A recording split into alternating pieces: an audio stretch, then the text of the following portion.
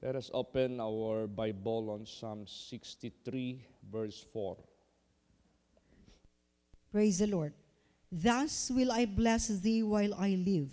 I will lift up my hands in thy name. Ayan. So, kaninang umaga, pagising ko mismo, bago mag-prepare sa devotional natin, walang ibang nilagay sa isip ko ng ating Panginoon Diyos na anong gagawin ko habang nabubuhay pa ako dito sa aking katawan. Sinabi dito, I will bless thee while I live. Bakit? Dahil nabuhay ka, dahil sa Kanya. So sino pa pala ang ating i-bless? Sino pa pala ang ating pasalamatan? Sino pa pala ang ating purihin? Sino pa pala ang ating luwalhatiin? Di ba siya na nagbigay sa atin ng being or buhay? At sinabi dito, I will lift up my hands in thy name. Itong pagtaas natin ng ating mga kamay sa kanyang pangalan, ito yung ating ginagawa na full surrender to His name. Nagpo-full surrender tayo sa Panginoon Diyos.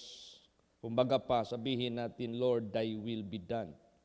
Kumbaga pa, sabihin natin, ikaw ang masunod sa buhay ko. Yan ang ibig sabihin ng Diyos sa atin.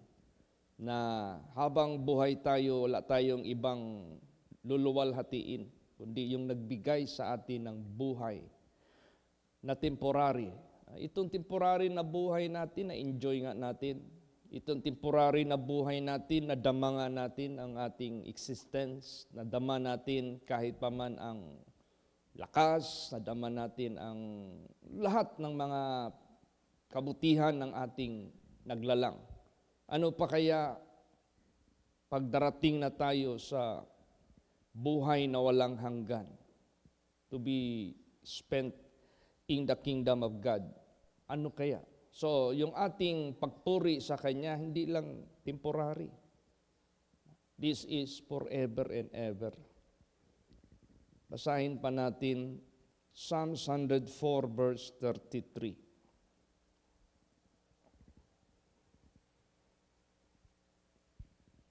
Praise the Lord. I will sing unto the Lord as long as I live. I will sing praise to my God while I have my being. Yes. Every time na meron tayong serbisyo, either morning devotional or midweeks services, prayer meeting, Friday service, or divine service, every time na meron tayong aawitin, napakasarap umawit para sa Panginoong Diyos. Kasi ang pag-awit natin dyan sa ating Panginoong Diyos, it describes His greatness, His faithfulness, and sometimes it describes our grateful heart na nagpapasalamat tayo dyan, nagpupuri tayo sa ating Panginoong Diyos. Now, kailan natin gagawin ito? Sinabi dito, I will sing unto the Lord as I live. I will sing praise to my God while I have my being. So, hindi na po ito magpakailan paman mabura sa buhay natin. Hindi na ito makalimutan sa buhay natin. Hindi na ito mahihinto sa buhay po natin. Habang nandito tayo sa sanglibutang ito, gawin natin yan. Kahit bagamat itinuring ang ating buhay sa sanglibutang ito na napakabilis. Ganon pa man, nararapat lang nating gawin. Di ba maraming mga tao na para bagang full of regrets yung buhay nila. Bakit? Sometimes yung mga tao pag na-atake ng high blood, tapos nabuhay pa, tapos na-paralyzed, tapos na bedridden, doon pa nila inaasam-asam, sana nung malakas pa ako, nagawa ko itong bagay na ito sa aking asawa, sana nung malakas pa ako, nagawa ko ito sa aking mga anak, Sana nung malakas pa ako, nagawa ko ito sa simbahan. Sana nung malakas pa ako, naglingkod ako sa Panginoong Diyos to the max. Puro na lang sana. O ngayon sa buhay natin, while we have our being strong, being available, being matatawag nating andito lahat ang being natin. Gawin natin ang nararapat nating gawin para sa Kanya. Dahil maikli lang yung buhay natin sa sanglibutang ito para walang regrets sa buhay po natin. Praise the Lord. Kaya sinabi dito, I will sing unto the Lord as long as I live. I will sing praise to my God while I have my being. Gawin. Huwag nating kalimutan, huwag natin itong magpakailan pa man i-cancel, huwag natin magpakailanman ito putulin, tuloy-tuloy. At saka kung tutuusin natin, ilagay na natin sa mindset natin na hindi na ito mahinto. Forever and ever na ito. Basahin natin.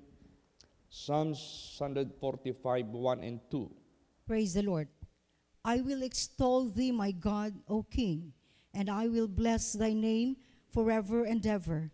Every day will I bless thee, and I will praise thy name forever and ever. Ayan. See? So, itong ating pagpuri, pangluwalhati, pagpasalamat sa ating Panginoong Diyos, isa itong mga gawa ng mga mananampalataya sa Kanya, sumasamba sa Kanya. Mapalad tayo dahil nangyari sa buhay natin, hindi na tayo nanatili na mga disobedient sa Kanya, hindi na tayo nanatili na mga ingrato. Wala tayong pinapakitang pagpupuri noong una, sinong pinupuri natin? Ang dyablo. Bakit? Dahil gumagawa tayo sa Kanyang mga kautusan na lapastanganin ang kautusan ng Diyos. Pero pasalamat tayo sa Diyos dahil nakasama tayo sa sinabi ni Lord Jesus, Father, forgive them, for they know not what they do. So nakasama tayo dyan sa Kanyang grace na meron tayong period of time na makarinig sa Kanyang banal na salita, makarealize sa ating mga mali, may pagkakataon pang magpakumbaba at meron pang panahon mapatawad, may panahon pa malinis, may panahon pang makapaggawa ng yung recovery natin na balos tayo sa Panginoong Diyos, yung makapaggawa pa tayo ng out of our grateful heart, out of our love, out of our joy, out of our yung utang na loob natin, magawa pa. So imagine, salamat tayo sa Diyos na dumating sa buhay natin yan. Hindi yung namatay na lang tayo, wala man lang kaliwanagan dumating, namatay na lang tayo, wala man lang pagsisi na dumating, namatay na lang tayo, wala man lang pagtalikod ng ating kasalanan.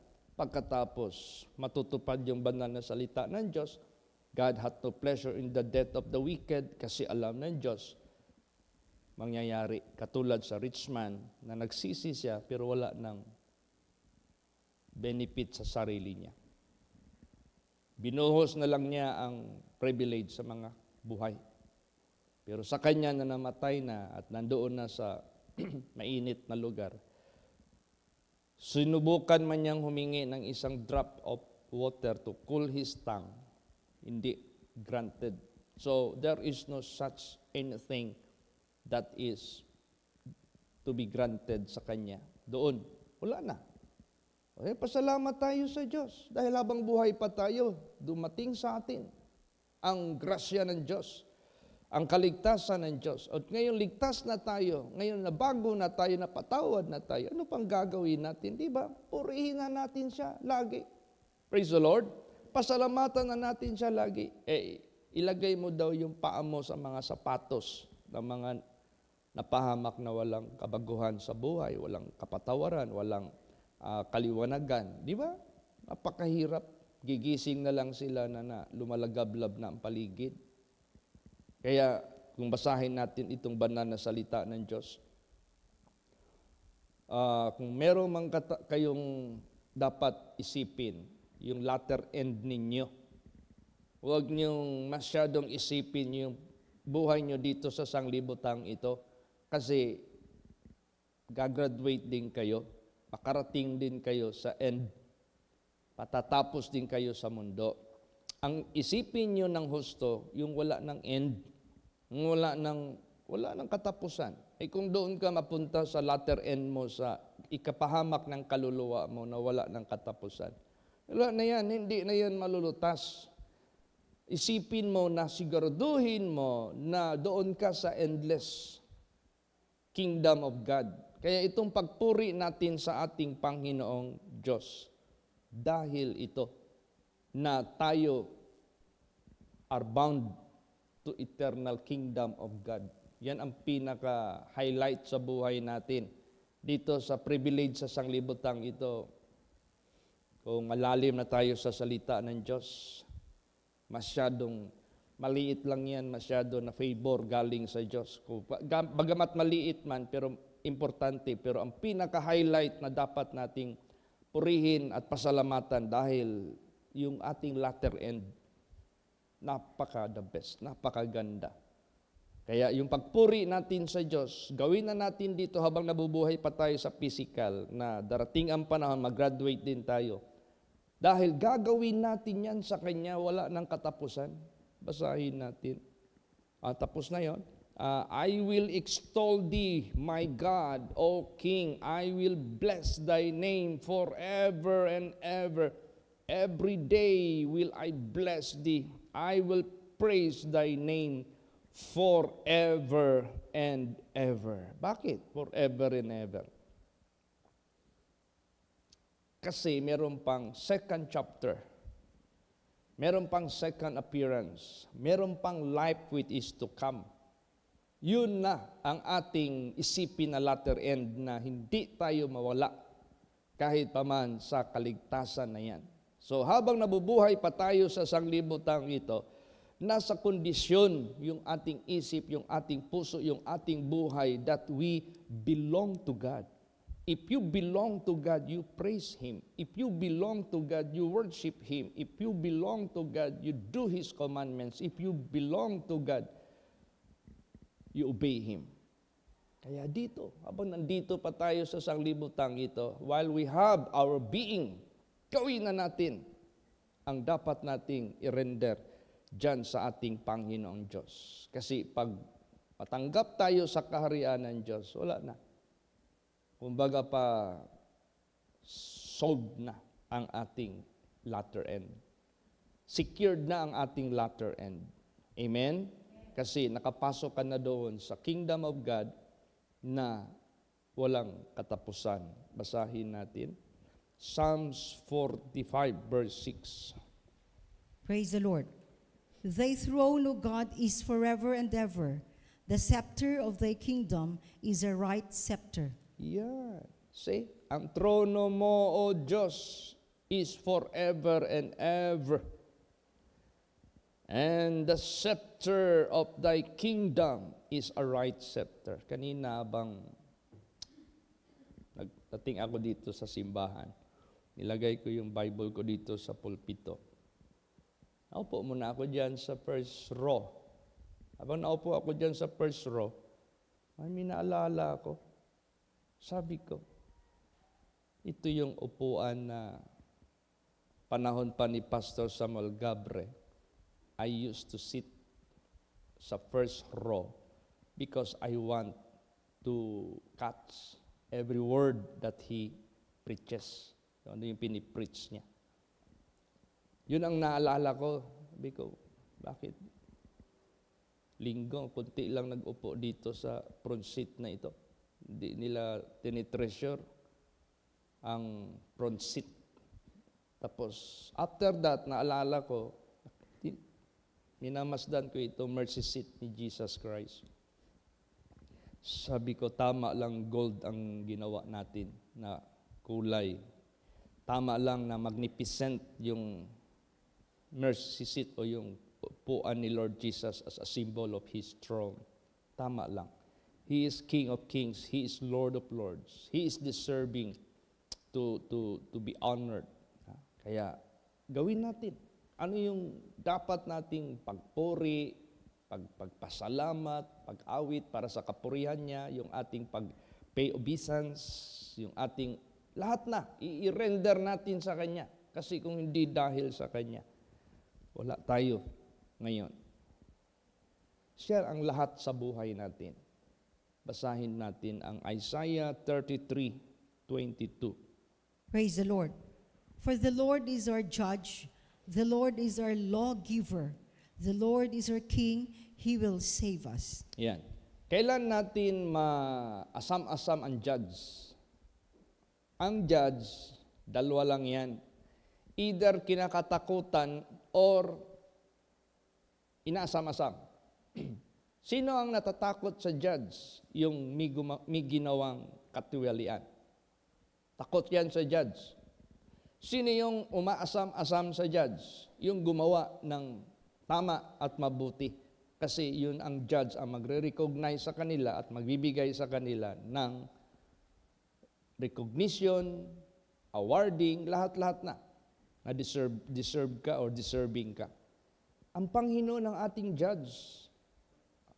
Para asam-asamin natin siya, gawin natin ang tama at mabuti sa kanyang paningin. Kasi pagdating ng ating Panginoong Hesukristo, yung sinasabi na there will be a reckoning. No? Hindi man na-reckon ng tao, hindi man narinig ng tao, hindi man napansin ng tao. Pero kung ano yung ginawa mo na tama at mabuti sa mata ng Diyos, ire-reckon niya ng judge. Siya yung judge natin. He is our lawgiver. Siya nagbibigay sa atin ng batas. Siya nagbibigay sa atin ng statutes. Siya nagbibigay sa atin ng law para natin i-observe, para natin gawin. O, di ba? Pasalamat tayo sa Diyos. Umayos yung buhay natin because of His law. Alam mo kung walang law of God, walang statutes of God, wala. Kaya mukat ang agi sa atong kinabuhi. Muna giingon nga gubot paslukot ang atong kinabuhi. Walang law eh. Pero dahil may law, may batas ang Diyos. So ang buhay natin, pati yung isip natin, kailangan mag-ingat. Yung pananalita natin, mag-ingat. The way we look, mag-ingat. What we hear, mag-ingat. What we step, ano yung hakbang natin, mag-ingat. Dahil may law. Siya yung lawgiver natin. Siya yung nagbibigay sa atin ng kaayusan, ng takbo ng ating isip, takbo ng ating pangarap, takbo ng ating buhay. Salamat tayo sa Diyos. Hindi basta-basta ito na lawgiver na ito. He is perfect God. The Lord is our King. Siya pa yung hari natin.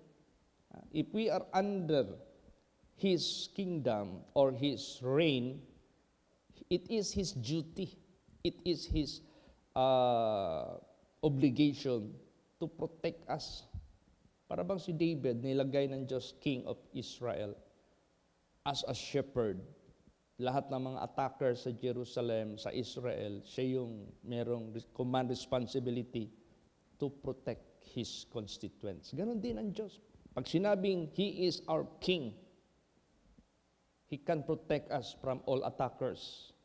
He can protect us from all invaders. He can protect us from all robbers. Ay, sino naman yung robber na yan? Sino naman yung killer na yan? Sino naman yung destroyer na yan? Di ba? Diablo. So siya yung king natin. It is His responsible to defend us. So pag in-acknowledge mo si Jesus as your king, protected ka. Praise the Lord. Hindi ka mapahamak. He will save us. That is His responsibility as our King. Ililigtas niya tayo, lalot na from hell. Ililigtas tayo, lalot na from iniquity sa sanglibutang ito. Kasi iniquity and sin is equivalent of hell. So, paano ka maligtas sa hell? Kailangan iligtas ka sa mga kasalanan, iligtas ka sa mga kalikuan, kasamaan. Dapat you must be out of all those things. And you must be found in His holiness, in His righteousness, in His uprightness, Diyan ka ilagay ng ating Panginoon Diyos. That is how God will save you. Ngayon, yung sinabi dito sa second, I will lift up my hands in thy name. Anong ibig sabihin yan? Basahin muna natin ang Psalms 134 verse 2. Praise the Lord. Lift up your hands in the sanctuary and bless the Lord. Yan. Itaas mo ang iyong mga kamay. Huwag natin itong kaligtaan. We have only two hands. Pag hand without S, that is singular. Hindi iyon ang the way natin itaas ang ating kamay.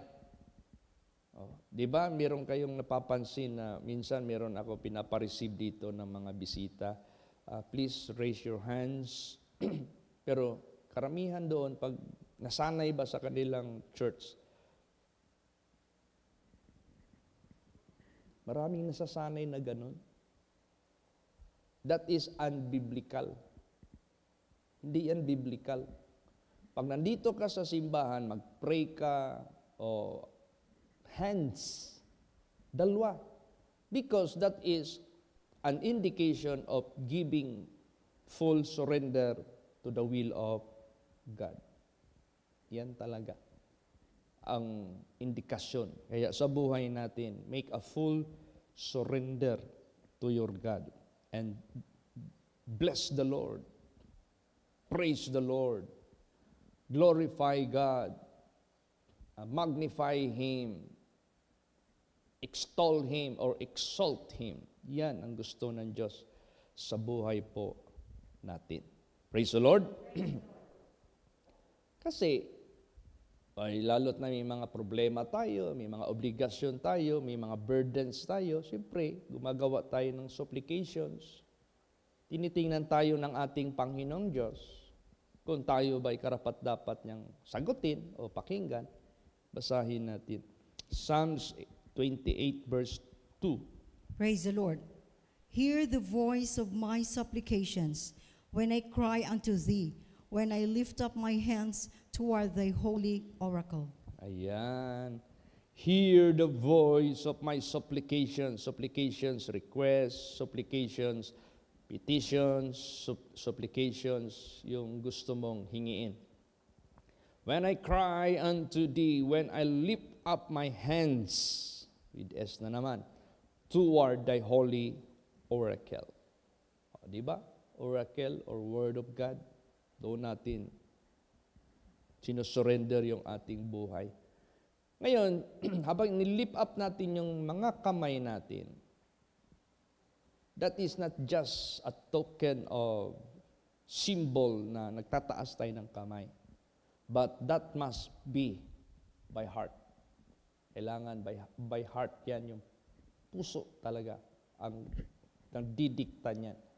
Useless man yung magtaas ka lang ng kamay tapos parang yung heart mo nagmomormor, nagko-complain, nagyayamot, hindi maganda. Pag mag-lift up ka ng mga kamay natin, with conviction of your heart, yung bang paano mo siya pasalamatan, purihin, surrender mo yung buhay sa Kanya, voluntarily, willingly, yung bang sold out ka sa Diyos, kumbaga pa, wala ka ng doubts. Basahin natin yan. 1 Timothy 2:8. Praise the Lord. I will therefore that men pray everywhere, lifting up holy hands without wrath and doubting. Yes.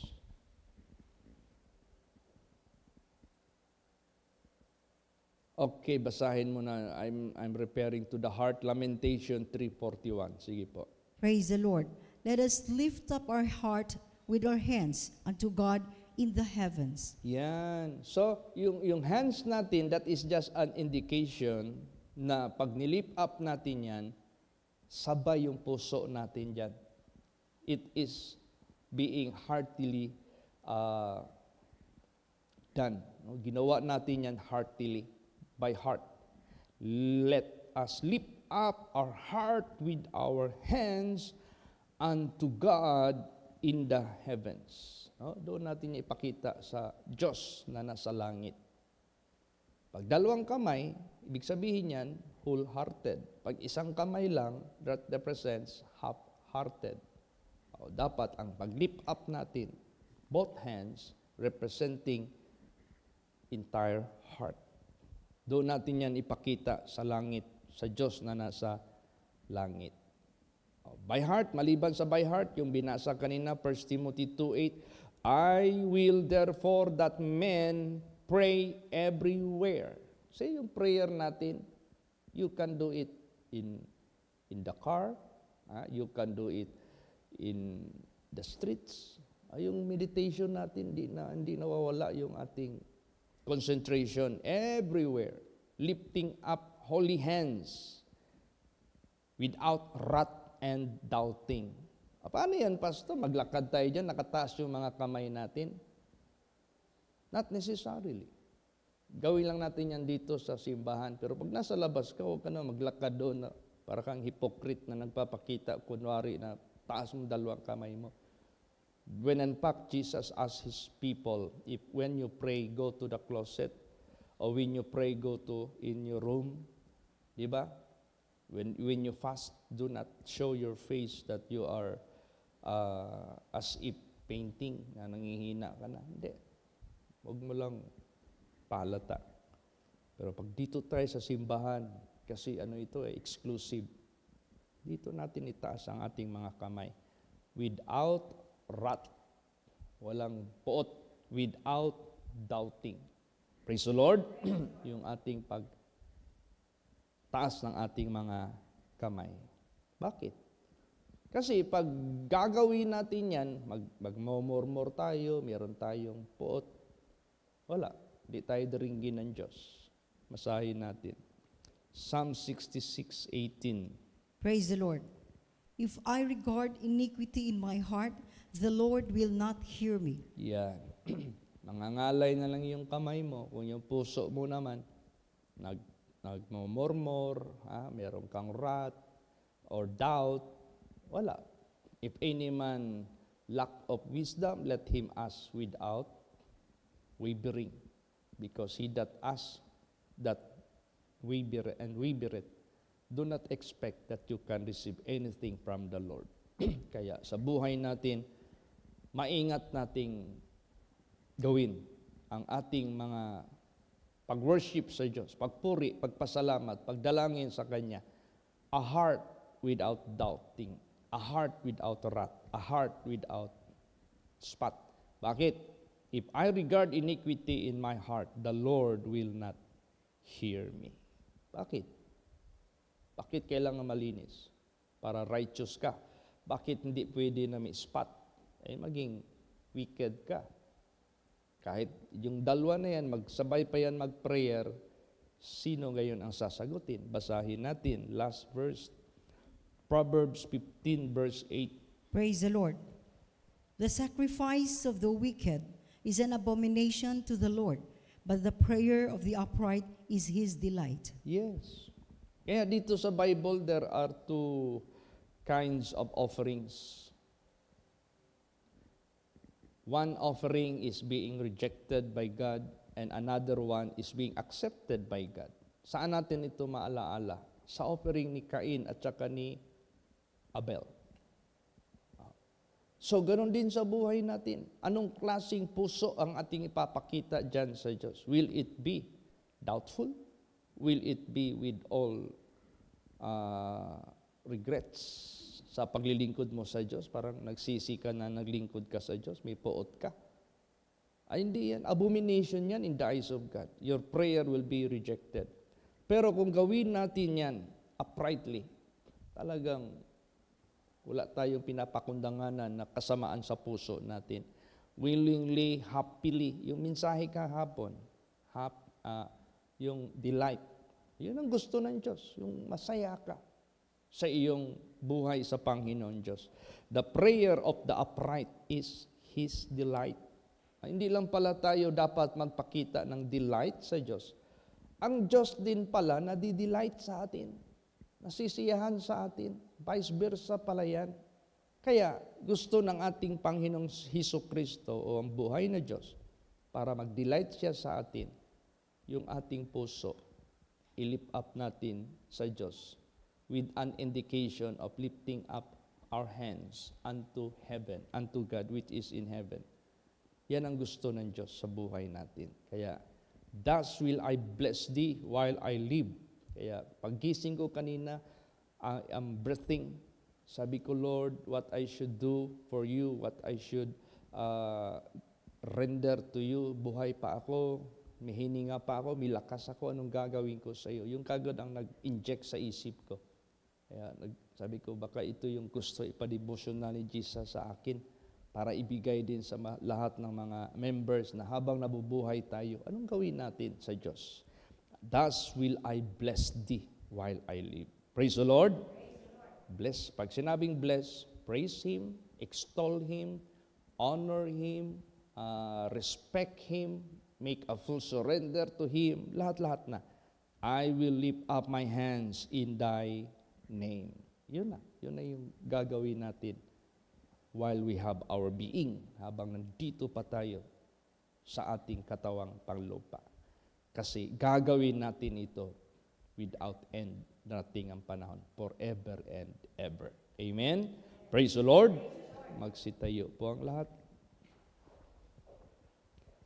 Let us all pray.